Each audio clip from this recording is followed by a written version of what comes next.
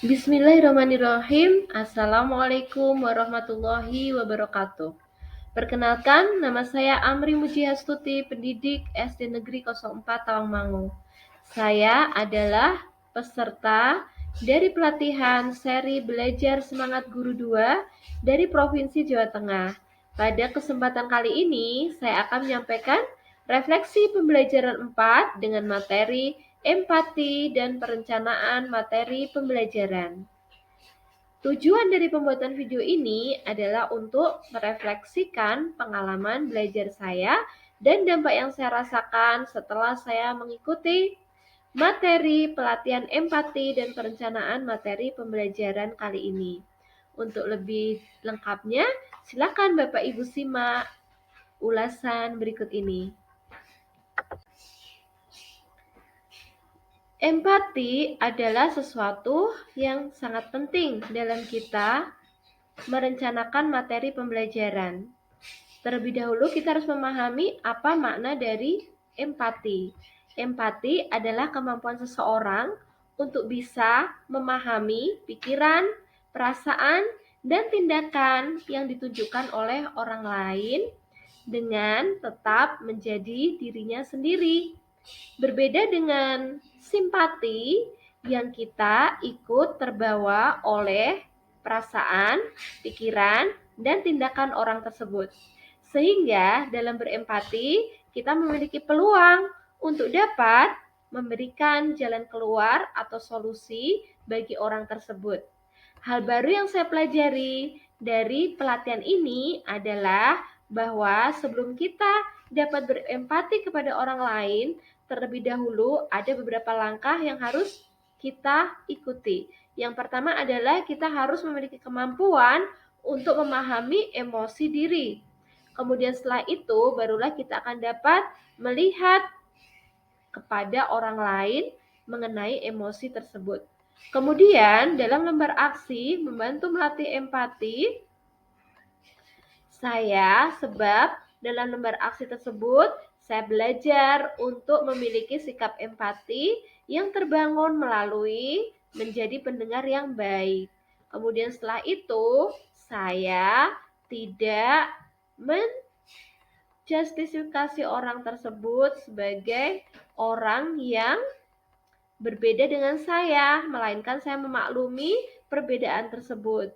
Kemudian juga saya berusaha untuk belajar berempati dengan cara ketika orang tersebut menceritakan sesuatu, misalnya mengenai pengalamannya mengajar di kelas dan kesulitan belajar yang dialami oleh muridnya, maka saya mendengarkan dengan kontak mata, saya tidak memotong pembicaraannya, saya melakukan parafrase, dan saya bahkan juga menempatkan diri saya apabila saya berada dalam posisinya. Dengan latihan tersebut, saya merasa saya dapat lebih berempati kepada orang lain. Kemudian pelatihan ini juga untuk aksi di kelas, yaitu dengan saya melatih empati kepada siswa-siswa saya untuk menerima perbedaan. Nah, tips saya bagi Bapak Ibu guru untuk melatih empati dalam merencanakan materi pembelajaran adalah dengan kita pertama mengenali perbedaan karakteristik setiap siswa kita. Sebab setiap siswa kita memiliki gaya belajar, minat, bakat, dan kekuatan serta kelemahan yang berbeda-beda. Oleh karena itu, kita harus dapat menuntun setiap anak dengan perbedaan karakteristik tersebut. Kemudian yang berikutnya, kita harus merencanakan pembelajaran yang dapat menjembatani setiap anak untuk memiliki kesempatan belajar yang sama dengan perbedaan aktivitas yang kita sesuaikan sesuai dengan kebutuhan masing-masing anak.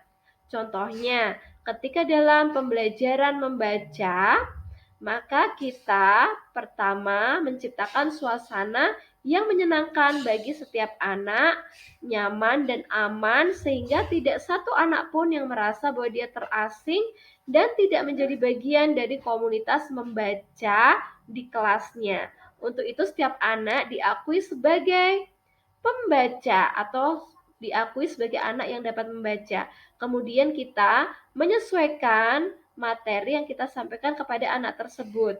Untuk anak yang dalam tahapan mengenal alfabet, kita berikan latihan alfabet.